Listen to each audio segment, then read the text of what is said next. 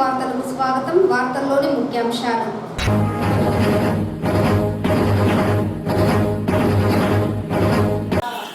గిరిజనులకు చదువు ద్వారానే అత్యుత్తమ గౌరవం లభిస్తుంది. ప్రపంచ ఆదివాసీ దినోత్సవ వేడుకల్లో జిల్లా కలెక్టర్ సుమిత్ కుమార్.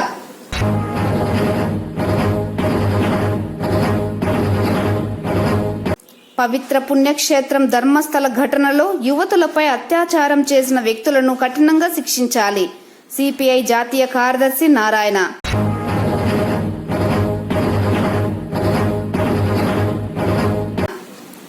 శ్రావణ పౌర్ణమి సందర్భంగా తిరుమల శ్రీవారి ఆలయంలో ఘనంగా శ్రావణ ఉపకర్మ నూతన యజ్ఞోపవీత ధారణ. శాస్త్రోక్తంగా స్వామివారికి పూజలు చేసిన వేద పండితులు. వార్తల్లోని వివరాలు. గిరిజనులు తమ పిల్లలను తప్పక చదివించాలని జిల్లా కలెక్టర్ సుమిత్ కుమార్ పేర్కొన్నారు. శనివారం స్థానిక డిఆర్డీఏ సమావేశపు హాల్ నందు నిర్వహించిన ప్రపంచ ఆదివాసీ దినోత్సవ వేడుకలలో చిత్తూరు నగర పాలక సంస్థ మేయర్ అముదా, జిల్లా joint collector Vidyadhari, trainee collector Narendra Patil తో కలిసి జిల్లా కలెక్టర్ ముఖ్య అతిథిగా పాల్గొన్నారు. జ్యోతి ప్రజ్వలన గావించి అల్లూరి సీతారామరాజు చిత్రపటానికి జిల్లా కలెక్టర్ పూలమాలలు వేసి ఘనంగా నివాళులర్పించారు. ఈ సందర్భంగా జిల్లా కలెక్టర్ సుమిత్ కుమార్ మాట్లాడుతూ అంతర్జాతీయ ఆదివాసీ దినోత్సవం ప్రతి సంవత్సరం ఆగస్టు 9న ప్రపంచ వ్యాప్తంగా నిర్వహించబడుతోందన్నారు. ఆదివాసీ సమాజాన్ని నేటికి అనేక సమస్యలు పట్టి పీడిస్తున్నాయన్నారు. మారుమూల గిరిజన తాండాలకు విద్యుత్, రహదారి సదుపాయాలు సరిగ్గా ఉండటం లేదని, నిరక్షరాస్యతకు తోడు డిజిటల్ ఉపకరణాలు, ఇంటర్నెట్ సదుపాయాలు లేకపోవడం, వాటిని ఎలా ఉపయోగించాలో తెలియకపోవడం వంటి సవాళ్లు ఉన్నాయని, ఆదివాసీ యువత తమ సంప్రదాయ సాంస్కృతిక మూలాలకు క్రమంగా దూరం అవుతున్నారన్నారు. జిల్లాలో 60,000 జనాభా గిరిజనులు ఉన్నారని తెలిపారు. సుమారు 600 నివాస ప్రాంతాలలో మౌలిక వసతులు గుర్తించడం జరిగిందని తెలిపారు. ఎస్సీ, ఎస్టీ కాలనీల నందు మౌలిక సదుపాయాల కల్పనలో భాగంగా సుమారు 75 కోట్ల రూపాయలు ఖర్చు పెడుతున్నట్లు అన్నారు.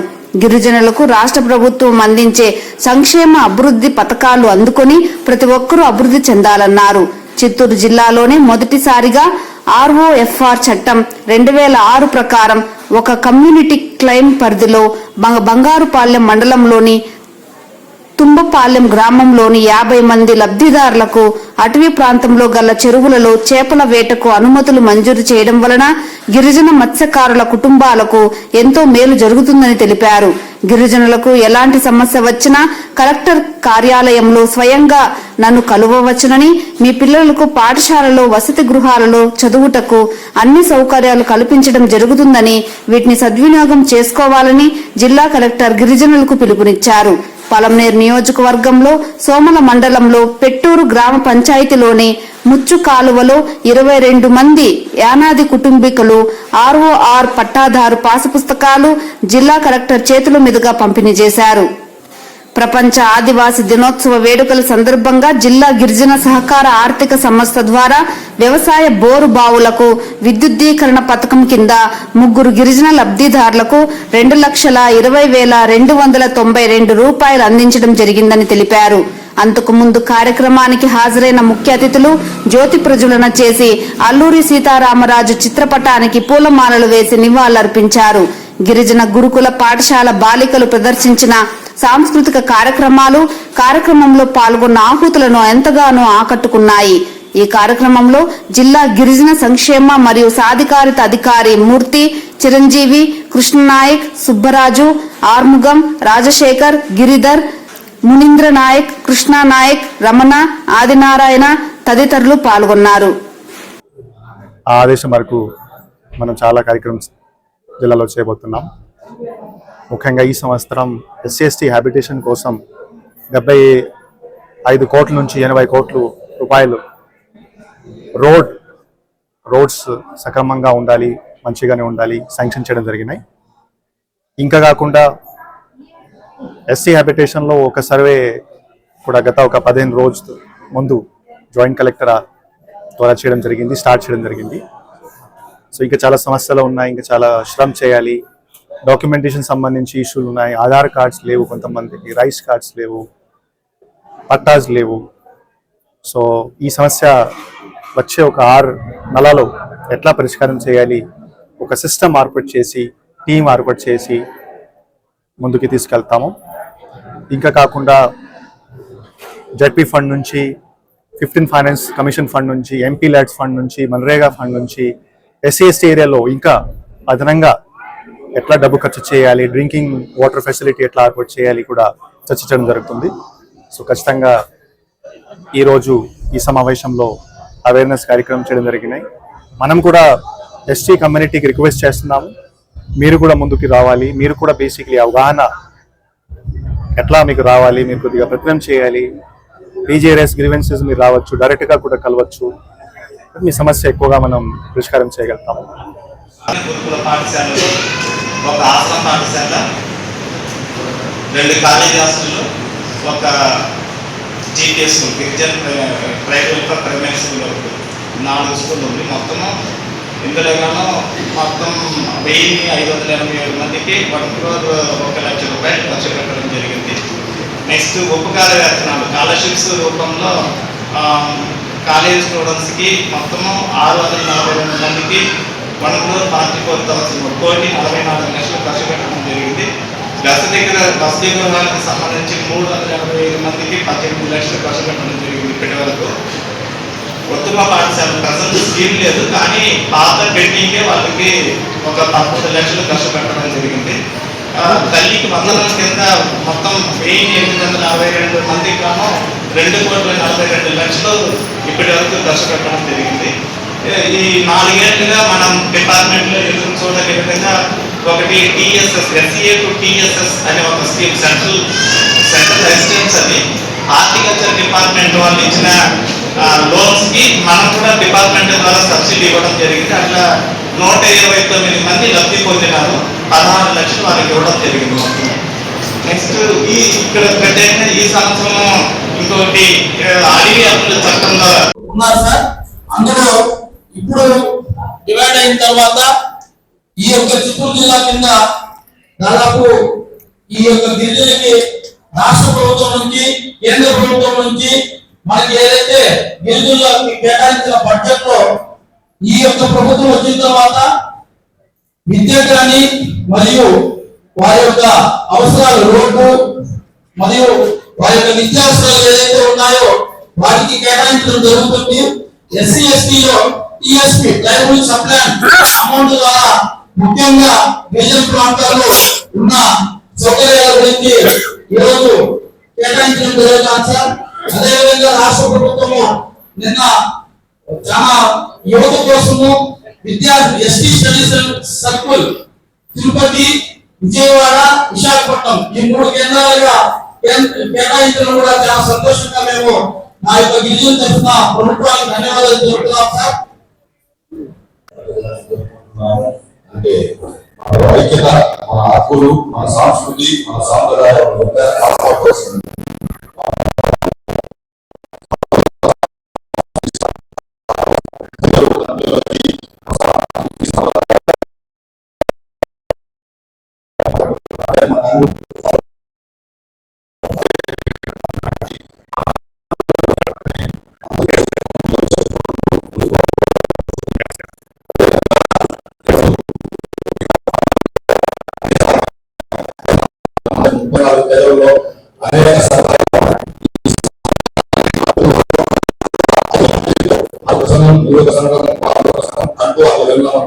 మనకి వచ్చే అవకాశం లేదు, కానీ మనం వచ్చే హక్కులు మనం సాధించుకోలేదు. కాబట్టి మనం ఐక్యతగా అన్ని సంఘాలు కలిసి ఐక్యతగా పోరాటమే మనకు వచ్చే హక్కులు. కాబట్టి ప్రతి సంఘం వాళ్ళందరూ కూడా అన్ని ఎన్నో తెరలు ఉన్నాయి. ఇప్పుడు తీసుకుంటే 4 తెరలు ఉన్నాయి, 4 తెరలు ఉన్నాయి. 4 తెరల్లో కూడా 4 సంఘాలు ఉన్నాయి. 4 సంఘాలు కూడా ప్రతి సంఘం 4 సంఘం నుండి అట్లా చేసుకోవాలి, వాళ్ళ సంఘంలో వాళ్ళు చేసుకోవాలి. అదే విధంగా కాకుండా అందరూ కలిసి ఖచ్చితంగా పోరాడితే మన హక్కులు మనం సాధించుకోవచ్చు కూడా ఈ సందర్భంగా చేసుకుంటున్నాం. అదేవిధంగా మన మహిళా డివిజన్లో అయితే మనకి ITDA లేదు. ఇక్కడ ఒక 5 జిల్లాల్లో ITDA లేదు. ఈ ITDAని ఏర్పరచాల్సిందిగా సార్ చెప్తున్నాను.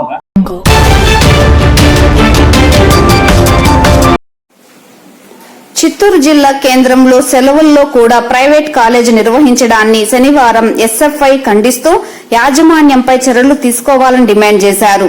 ఎస్ఎఫ్ఐ ఆధ్వర్యంలో కాలేజీలు పర్యటించి విద్యార్థులను ఇండ్లకు పంపించడం జరిగిందన్నారు. ఈ సందర్భంగా ఎస్ఎఫ్ఐ జిల్లా కన్వీనర్ మసూద్ మాట్లాడుతూ చిత్తూరులోని కొన్ని ప్రైవేట్ కాలేజీలు సెలవుల్లో కూడా కాలేజీ నిర్వహించి విద్యార్థులను ఇబ్బందులు పెడుతున్నారని, కాలేజీలు నిర్వహిస్తున్న వారిపై చర్యలు తీసుకోవాలని డిమాండ్ చేశారు.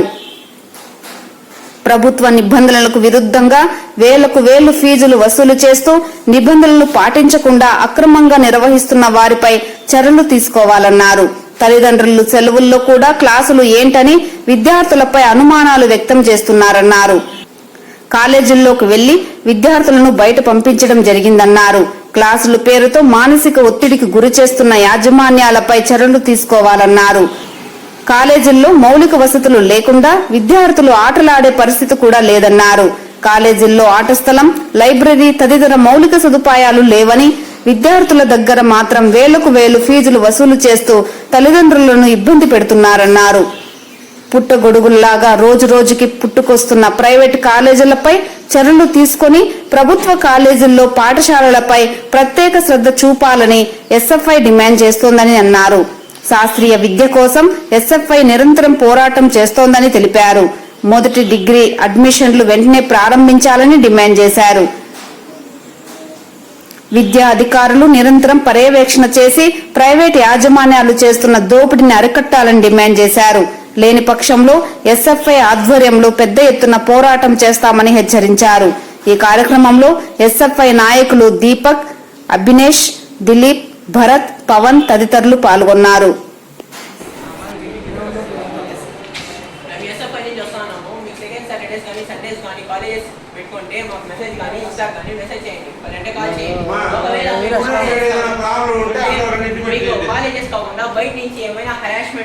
ఏమైనా చేస్తాం అంటే మాకు ఇంటిమేట్ చేస్తే మేము అప్పటికప్పుడే యాక్షన్ తీస్తాము. నంబర్లు కానీ ఇన్స్టా నోట్ చేసి పెట్టుకోండి. అంతే సార్, పంపించేయండి సార్. మా ఇన్స్టా రాస్తాను, ఇన్స్టా ఫాలో చేయండి.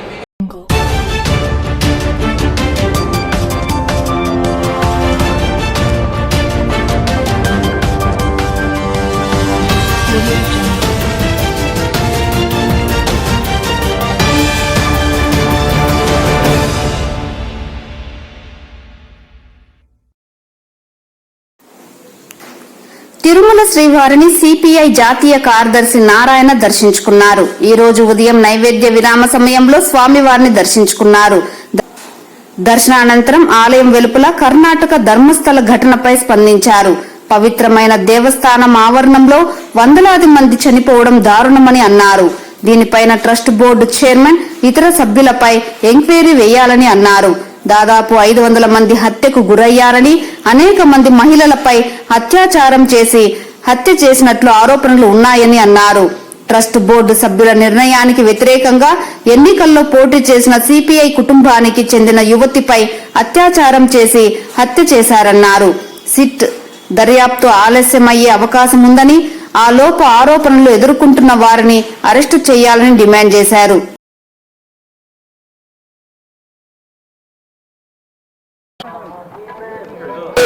సరే వస్తున్నారు వస్తుంది కదా, దండం పెడతాను చెప్పాను. అంటే ఈ దండం చూసుకున్నాను. పిలిగ్రిమ్స్ బాగా వస్తున్నారు, ఆదాయం వస్తుంది, సౌకర్యాలు కూడా బాగానే చేస్తున్నారు. ఒకసారి ఎక్కువ సేపు కొంచెం ఇబ్బంది వస్తుంది కానీ ఉత్తరం పెట్టాను. అయితే నేను మధ్య కర్ణాటక వెళ్ళాను. కర్ణాటక ధర్మస్థలి అది ఒక పెద్ద ట్రస్ట్. అది కూడా దాదాపు 60-70 ఏళ్ళుగా ట్రస్ట్ ఉంది. ఒక కుటుంబం చేతిలో ఉంది ఆ ట్రస్ట్.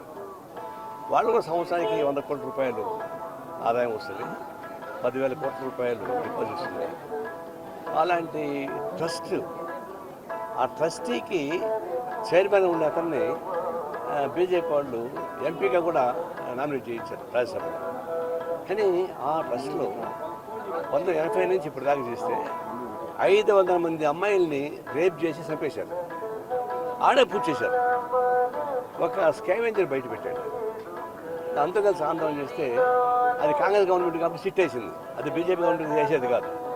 సిట్ వేస్తే వాళ్ళు అన్ని రకాలు బయటపడ్డాయి. ఆడ పోయి తవ్వుతుంటే గుడి లోపల, కాంపౌండ్ లోపల ఎముకలు మొత్తం పూరీలు ఎముకలు బయటపడుతున్నాయి. అదే శ్మశాన వాటికా లేకపోతే పవిత్ర దేవస్థానమా? పవిత్ర దేవస్థానంలో పూర్యంలో ఎముకలు బయటపడుతుంటే మొత్తం తీస్తే దాదాపు 500 మంది రేపు చేయబడ్డారు, చంపబడ్డారు, చేశారు. 1980లో ఒక సిపిఎం మొత్తం లోకల్ బోర్డు పోటీ చేశాడు. ట్రస్ట్ బోర్డు సంబంధం లేకుండా లోకల్ బోర్డు పోటీ చేయడానికి వీల్లేదు. ఆ సిపిఎం మాత్రం నేను పోటీ చేయడానికి వీల్లేదు అన్నారు. అంటే అతను ఒప్పుకోలేదు, నేను పోటీ చేస్తాను. 5వ రోజు వాళ్ళ కూతురు 17 ఏళ్ళ వయసు కూతురు రేపు చేసి చంపేశారు. అప్పుడు వరుస పెట్టి చూస్తుంటే ఆ ట్రస్ట్లో ఉన్నటువంటి అనేక దుర్మార్గులు ట్రస్ట్ బోర్డు పేరు చెప్పారు. ఆ పెద్ద ఆయన మనవాళ్ళు, తమ్ముడు, కొడుకులు వాళ్ళది ఇదే పని చేస్తున్నారు. ఇప్పుడు సీట్లు వేశారు, దానికోసం మేము మాట ఏంటంటే పవిత్ర దేవస్థానం తిరుమల పైన ఇంతమంది జనం వస్తుంటారు. ఎప్పుడు అట్లా జరిగినాయా? ఎప్పుడు జరగలేదు. కానీ ఆడ జరుగుతున్నాయి. వెంటనే ఎండోర్మెంట్ బోర్డు దాన్ని హ్యాండ్ ఓవర్ చేసుకోవాలి. ఆ ట్రస్ట్ వాళ్ళకి ఇవ్వకూడదు, దాన్ని హ్యాండ్ ఓవర్ చేసుకోవాలి. ట్రస్ట్ బోర్డు సభ్యులు అంతమంది అరెస్ట్ చేసి లోపల పడేయాలి. సిట్టు ఎంక్వైరీ జరుగుతామని ఎప్పుడో వస్తాయి. ఫస్ట్ వాళ్ళు ఎంక్వైరీ చేసి లోపల పడేయాలి. ఎంక్వైరీ చేయాల్సిన పనిలే, ట్రస్ట్ బోర్డు వాళ్ళని తీసుకెళ్ళి లోపల పడేయాలి. తర్వాత ఎంక్వైరీ జరుగుతుంది. 400-500 మంది అమ్మాయిల్ని నాశనం చేసేటువంటి దుర్మార్గులు ట్రస్ట్ బోర్డు ఉండాలన్నా? ఇట్లాంటి పవిత్ర దేవస్థానానికి ఎంత అన్యాయం వస్తుంది, అవమానం జరుగుతుంది. అందువల్ల ఈ తిరుమల తిరుపతి వెంకటేశ్వర స్వామి సాక్షిగా నేను డిమాండ్ చేసేది ప్రభుత్వాన్ని, ఏమాత్రం కామన్ సెన్స్ ఉంటే ట్రస్ట్ వాళ్ళని అరెస్ట్ చేయండి, దాని ఎండోర్మెంట్ బోర్డుకి అరెస్ట్ హ్యాండ్ ఓవర్ చేయమని కోరుతా ఉన్నాను.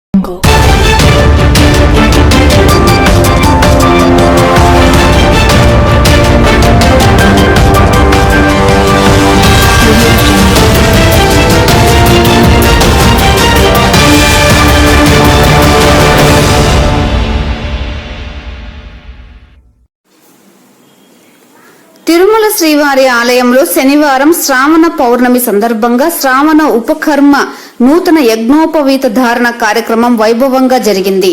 ఇందులో భాగంగా ఉదయం 6 గంటలకు శ్రీ కృష్ణస్వామి వారిని శ్రీ భూవరాహ స్వామి వారి ఆలయానికి ఊరేగింపుగా తీసుకువచ్చి స్నపన తిరుమంజనం నిర్వహించారు. ఇందులో పాలు, పెరుగు, తేనె, కొబ్బరి నీళ్లు, పసుపు, చందనాలతో అర్చకులు అభిషేకించారు. అనంతరం స్వామివారికి నూతన యజ్ఞోపవీతాన్ని సమర్పించి ఆస్థానం నిర్వహించారు. అటు తర్వాత శ్రీకృష్ణ స్వామి వారు ఊరేగింపుగా శ్రీవారి ఆలయానికి తిరిగి చేరుకున్నారు. ఈ కార్యక్రమంలో పారు పత్తేదార్ హేమంతగిరి, అర్చకులు, ఇతర ఆలయ సిబ్బంది పాల్గొన్నారు.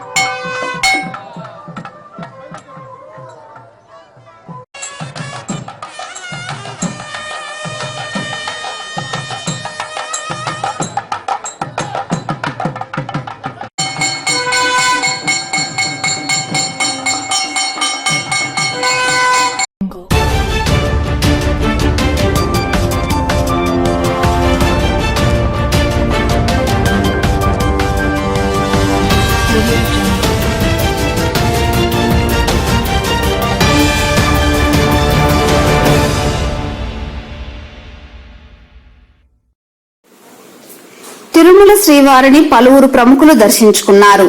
ఈ రోజు ఉదయం నైవేద్య విరామ సమయంలో ఏపీ మినిస్టర్ బాల వీరాంజనేయులు, స్వచ్ఛ ఆంధ్రప్రదేశ్ కార్పొరేషన్ చైర్మన్ పట్టాభిరామ్, మాజీ మంత్రి ఆర్కే రోజా, ఎమ్మెల్సీ కళ్యాణి తదితర ప్రముఖులు వేరువేరుగా స్వామివారి సేవలో పాల్గొని మొక్కులు చెల్లించుకున్నారు. ఆలయ అధికారులు దర్శన ఏర్పాట్లు చేసి అనంతరం స్వామివారి తీర్థ ప్రసాదాలు అందజేశారు.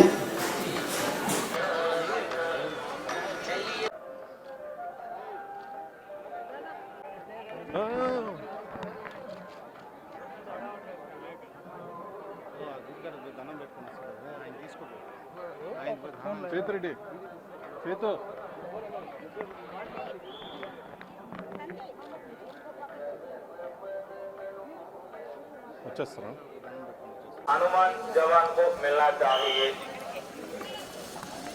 वेंकट बंडुलकर और बिलास यादव गांव औसा आप जो हैं तो मंदिर का सामने प्रसारक कार्यालय में पहुंचकर हनुमान जवान को मिलना चाहिए।